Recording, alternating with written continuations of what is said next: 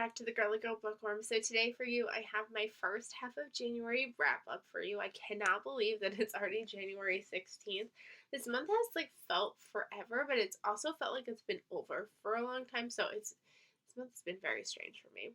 But my reading groove feels like it's 100% back, which makes me so excited. I've been reading physically too on top of it, which makes me so excited. Sorry if you hear Sydney screaming. They're getting ready to go on a Dunkin' Donuts trip, so she's a little excited. So yeah, let's just dive in and get started. I know that at the end of December, I wrapped up a little bit early, so I had a couple books that I needed to still wrap you up on for December. I finished Finley Donovan Jumps the Gun. I ended up giving this one 3.5 stars. This is the third book in the Finley Donovan series. And I really liked how this series started, and the way it's just progressing is just not the direction I necessarily saw it going. This one takes place at a cop summer boot camp thing, but for civilians. And it was okay. I don't know. It didn't do as much for me as it typically does with a Finley book. So I'm excited to continue on with the series and really see where this is going. But my steam for the series is kind of losing. I really liked book one, and then book two I liked slightly a little bit less, and this one I've liked slightly a little bit less, and I feel like I can't tell if it's just me or what. So I gave it 3.5 stars. Still a really fun series. Just I don't know if it's necessarily going the direction that is something that I as a reader enjoy. And I can't really talk about that without spoiling the series. So if you have read the series and you want to reach out about what in particular is bothering me, feel free to do so. Then I also finished at the end of December. I finished The Cloisters by Catty Hayes. I have to say I'm really excited that I listened to this one on audio, because I feel like if I read this physically, I don't know if I would have been as interested in it. I think it was definitely a really good palate cleanser type of a book, or an intro to kind of suspense / thrillers, because it isn't as intense and it's not as in your face. It's a very atmospheric book versus plot story. So we're following a woman, and she basically is very eager to get into the art world, and she ends up getting a summer internship at the Cloisters. She ends up becoming really good friends with the curator and these other two people that are working there for the summer. And they end up finding these tarot cards, and they're really studying into those. And there's obviously some spooky mystery kind of gothic vibes as well, because it does take place at the Cloisters, which is a museum in New York City. I think that it definitely was a slower moving story. It was a story that was very easy to consume and listen to. I didn't really have any problems with it, so I did end up giving it 4 stars. It's not going to be my new favorite book that I gush about a lot, but it was exactly what I needed it to be at the time, so I gave it 4 stars. And then my last read of 2022 was The Rewind by Alison Finn Scotch. I got this in the nick of time. I gave this one 4 stars as well. This is a story about this couple. They were together in college, and it's now been 10 years they haven't been together, and they're going to their friend's wedding, not together, but they happen to be going. They're both going to this wedding. They're both dreading seeing each other. They're both in very different places in their lives. And they go to this wedding, and it's 1999. It's the eve of Y2K, because it's New Year's Eve. And they go, and then they wake up the next morning, and she's got his engagement ring on that he wanted to propose to his girlfriend with, and he's wearing a wedding ring. And they remember nothing from the night before. So they have to go through all these hijinks of trying to figure out, did they get married the night before? What happened? And it was a lot of fun. I will say that this probably could have been edited down a little bit. It did get kind of sloggy by the end, because it just felt very repetitive. I could also see people really disliking these characters as well. They aren't the most likable people in the world, but I did really enjoy the story, and I'm glad that I gave it a chance, because I started getting really nervous right around the time I was reading it. I started seeing lots of 2 and 3 star reviews, but I had a good time with it, so I gave it 4 stars. It was a nice way to end the year. Now on to January, guys. I'm so excited. I have finished as of today. Today's the 16th. I haven't finished anything yet. It's like 8 in the morning. But I have finished 1, 2, 3, 4, 5, 6, 7, 8, 9, 10 books, and I'm currently reading 3. So I feel like I'm back in my reading groove. I have had some duds, but I've had some really good wins as well. So let's just dive in. So I read, my first read this year was Signifiers by Dani Shapiro.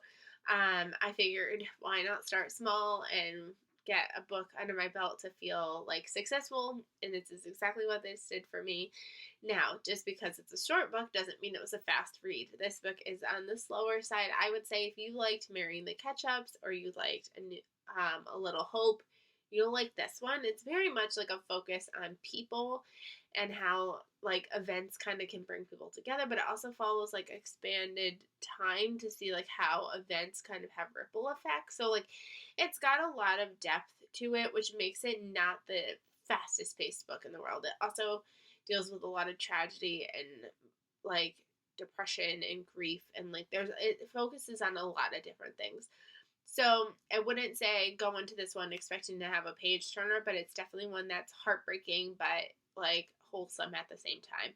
I really appreciated reading this one because I also have read The Inheritance by Dani Shapiro, which is a nonfiction book about her life. And so it was really cool to see that like she is very capable of writing nonfiction, but she's also very capable of writing fiction, which is also really fun. So I gave this one 4 stars. So I started off this year strong. I read this, like I said, I read this one physically, so that was exciting for me. Then I listened to The Siren Queen by Nevo. I read this one as I was cleaning my house one day. It was a really short audiobook. I did not really like this one though. I gave this one 3 stars. I don't know. So we're following this woman and she kind of gets herself caught up in the Hollywood type of world and what that looks like for her and her trying to make herself a star, but it's really hard because she's Asian and like they have very specific roles that like they can kind of play, and so you're really looking at like the Hollywood dynamics. But there's also a little bit of like magical realism in here, but the magical realism totally took me out of the story because I was like, wait, is this really happening or is it like what? Like it just felt like visions, and just it made it very hard to I found myself disconnecting from the story very often.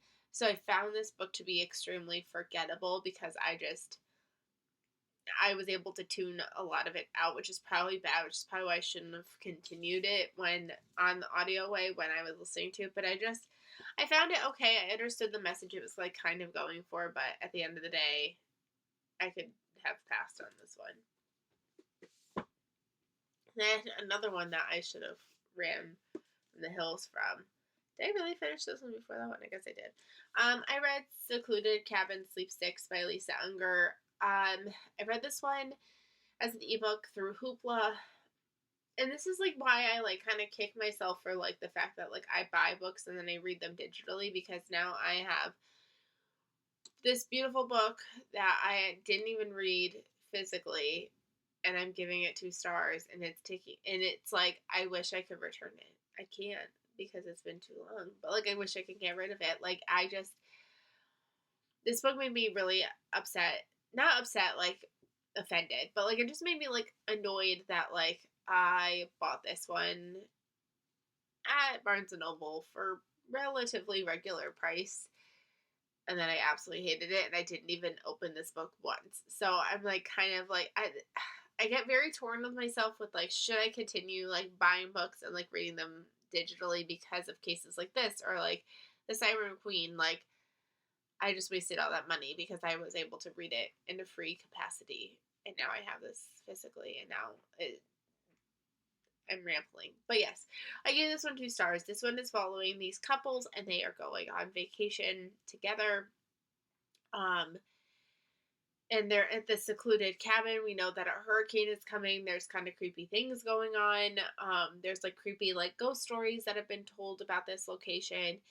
And they're all kind of dealing with like problems within themselves and within each other. And it just, it was fine. I was about to give it 3 stars until the ending just kind of got like completely like frustrating. That we get lots of perspectives in here. there are at least two in here that I feel like did nothing to add to the story. They had no business being in the story as a main character. They were just fine being on the side. I didn't need to hear from them. So just felt like it wasted my time, and I just was mad at it. And I give it 2 stars. And this just got too much. Too much. I didn't like it. So hard to talk about books without spoiling them, especially when it comes to thrillers. I read physically Crying Meadows by Avery Good. This one was a wild ride. I gave this one 4 stars. Does it probably deserve 4 stars? I don't really know. So I am only like the second or third person to give this a rating on Goodreads, apparently. So I don't really know if my opinion is legitimate or not. I mean, everybody else gave it 5 stars, but to me, like, this is not a 5-star read. This was fun, though. This was following this couple, and they are, like, not a good couple, and they're broke, and he comes from a really wealthy family, and they've essentially, like, given him the shaft a little bit, and his dad is about to pass on, and so he thinks that he's about to come into tons of money, and instead he comes into a dilapidated golf course.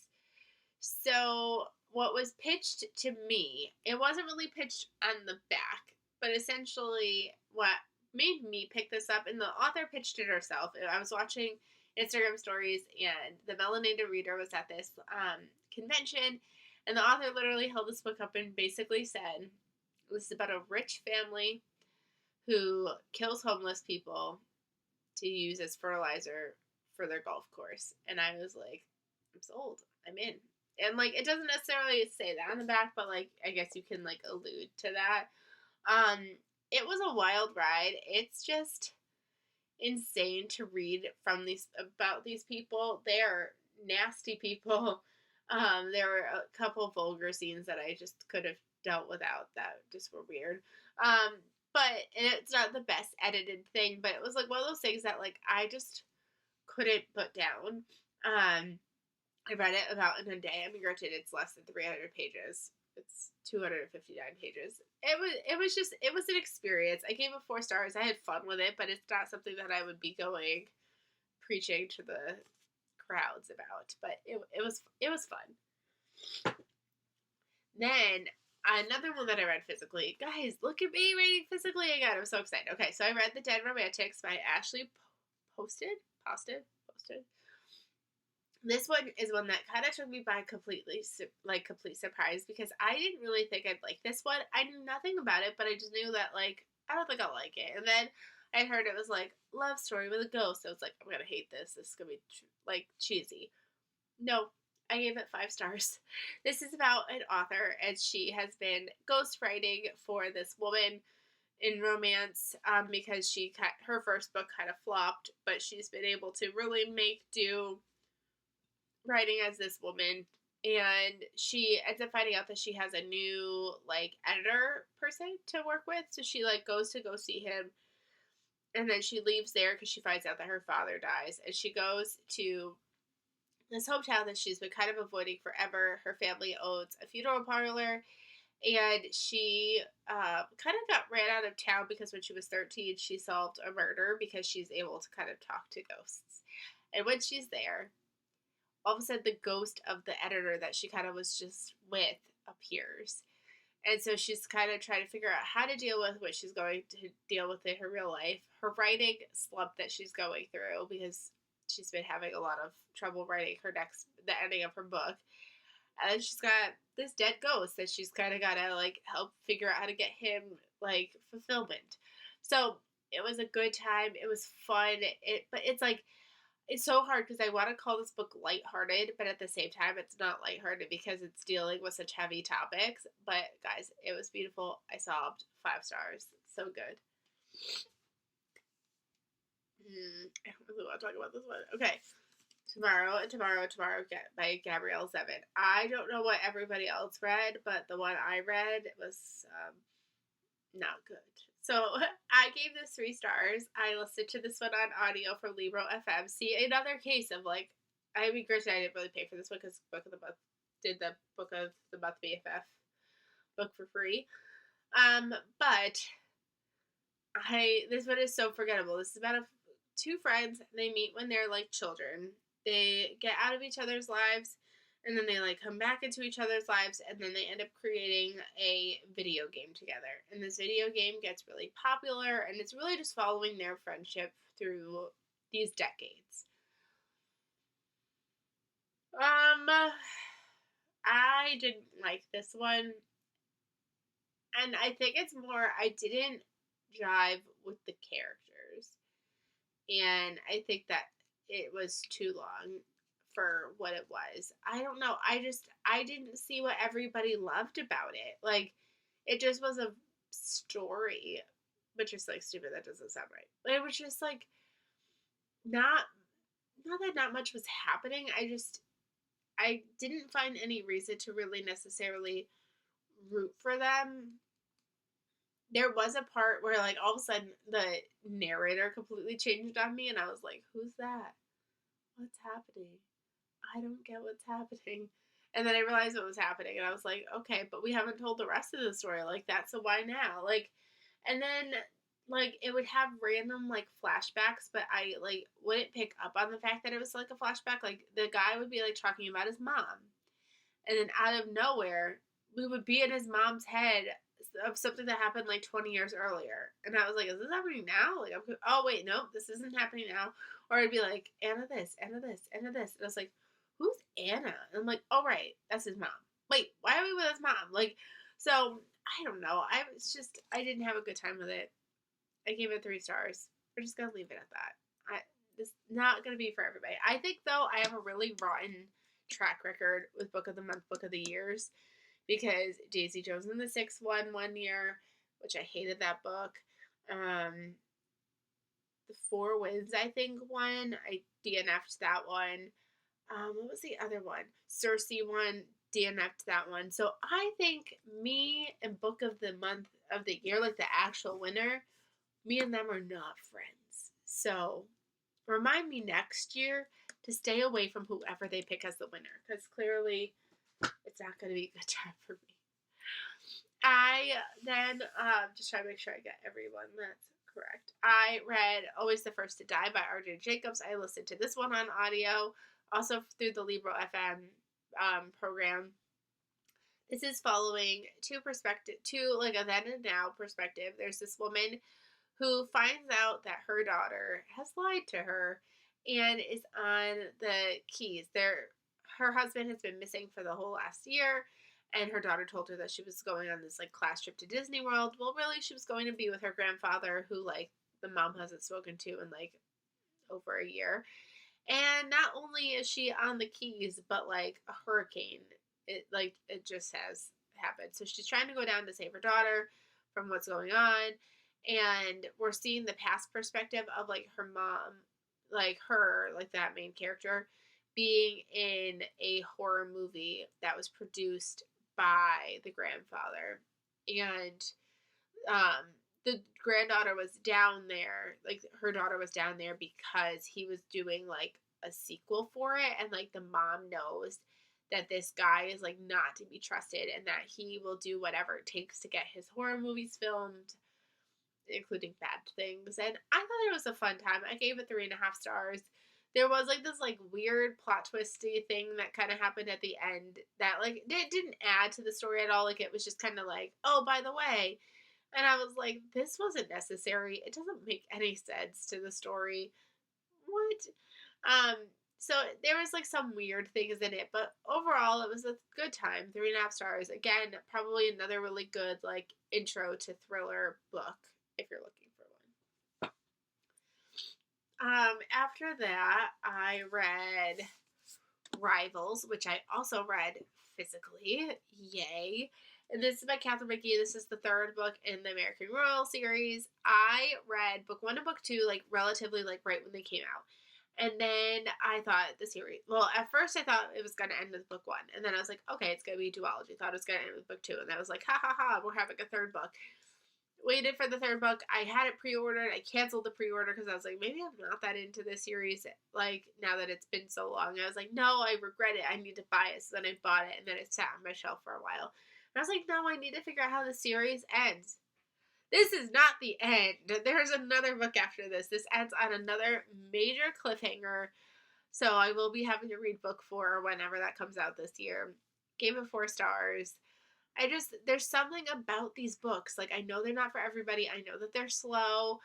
Obviously, they're YA, so, like, if you're not into YA, you're not going to like them. But there's something about them, and, like, they're just such fun, just, like, mindless reads.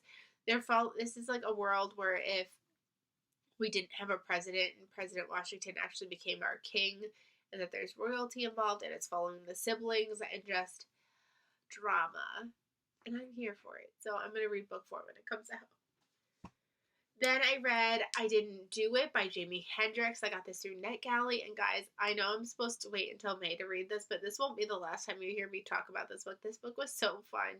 This is following a like book convention. There's like these authors that are going to this thriller. It's called Murder Palooza. And they're going for this convention. And like these authors are kind of like up for like a big award. And they're there, and one of the authors gets murdered. And so they're kind of like trying to figure out what's going on. And there's 4 main people that are we're following, because there's a Twitter. And this Twitter group is like, well, also they got a text message that was like, I know you're sleeping with, like, your boyfriend's sleeping with her. Maybe you're next. Or like, I know that you were co-writing a book with her. Maybe you're next. Like, giving them, like, reasons why they could have done it and, like, why they might be next. And then the Twitter feed, there's this Twitter that is, like, the same, like, type of name. Like, you could be next.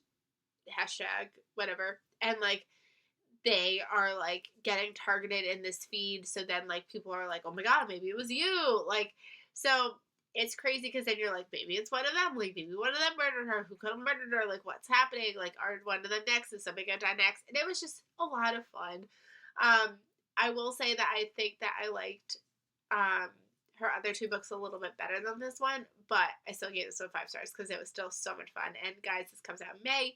You need to get your hands on a Jamie Hendricks book. If you have not read her yet and you're a thriller reader and you like messy characters, you need to get your hands on one of her books. So this one comes out in May. Thank you so much to NetGalley for letting me read that early. I got approved for it, and I literally picked it up like the next day. Like, I could not wait to read that one. So now I have to wait again now for another book, but it's all good.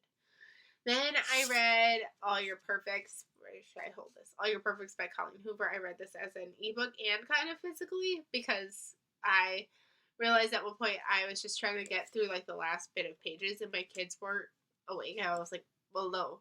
Cindy was taking quiet time, Sawyer was taking a nap, and I was like, oh, maybe I should finish this physically. So I did end up finishing it physically. I struggled with this one because in the beginning it felt very repetitive. So we're following 2 perspectives, a then and a now, a then of like how this couple met and how they fell in love ultimately, and then the other perspective is them years later, and they're really at their breaking point. They're going through infertility, and they are like at their wits' end. They are breaking as a couple.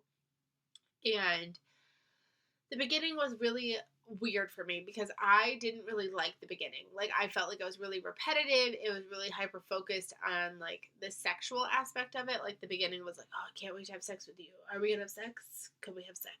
Maybe we'll have sex tomorrow. Like, and then like the now perspective was like how sex is such a bad thing for her at this point because all it does is bring doom. But like, I want to have sex, but I don't want to have sex, but I want to have sex, but I don't want to have sex with you, and I don't want you to touch me, but touch me. Like, and I was just like, there's more to this story than just that. Like, I know that, like, obviously infertility revolves around that, and I'm sure it's like a very accurate depiction of like what your mind must be like, but I was just like, okay, are we gonna get anywhere with this? And then once the depth really hit of the story, I was sobbing like a baby. I like was crying like crazy. So I was like, I can't give a book that made me cry like it did 3 stars. Like, that just didn't feel right. So I ended up going with 4 because it did get me there emotionally, the depth parts and the love, like that true like love and understanding of love and like relationships, like that was so good that like it made up for like the other part that like was driving me nuts. So I still ended up going with 4 stars for this one, and I'm glad that I finally got to it. I'm currently reading 3 books. I'm currently reading Cult Classic by Sloane Crossley. I have this one as an audiobook. I'm not very far in. I just started it Friday, so right before break. It's alright. It's about this woman, and like she is really bad at relationships. She's like engaged to somebody, but like we find her as she's like going to get a pack of cigarettes, and then she kind of bumps into an ex-boyfriend. And I guess it's not what it's going to seem, but the writing is just very pretentious, so I'm not really loving this one, unfortunately. And then one that I am really liking is Before I Let Go by Kennedy Ryan. I'm surprised I haven't finished this one, but All Your Perfects kind of like took over my brain power because I was reading digitally instead of physically, but I'm reading this one physically. I'm 100 pages in. I'm really liking this one. This one is about a woman and a man who are divorced, but maybe there's more to their relationship and that they might be able to find their way back to each other. I'm hoping so. I really like this one so far. Then I'm also reading The Wilder Women through Netgalley. I was supposed to read it in the fall. It didn't happen. So now I'm getting into it now. This is by Emmy Ruth Lang. And I really liked her, Ruth Emmy Lang. I really like Beasts of Extraordinary Circumstances last year. And I'm liking this one so far too. It's about these 2 sisters. And when they were younger, their mom kind of just like up and leaves them. And now the youngest sister is 18. She's just graduating high school. And she wants to kind of like look for her mom. So I'm enjoying that one so far. So those are all the books that I read in the beginning of January. How is your reading year going so far? So far, I'm pretty pleased. As much I've had a couple duds, I've had some really great wins and successes. So let me know how your year is going so far, and I will see you guys really soon. Bye, everybody.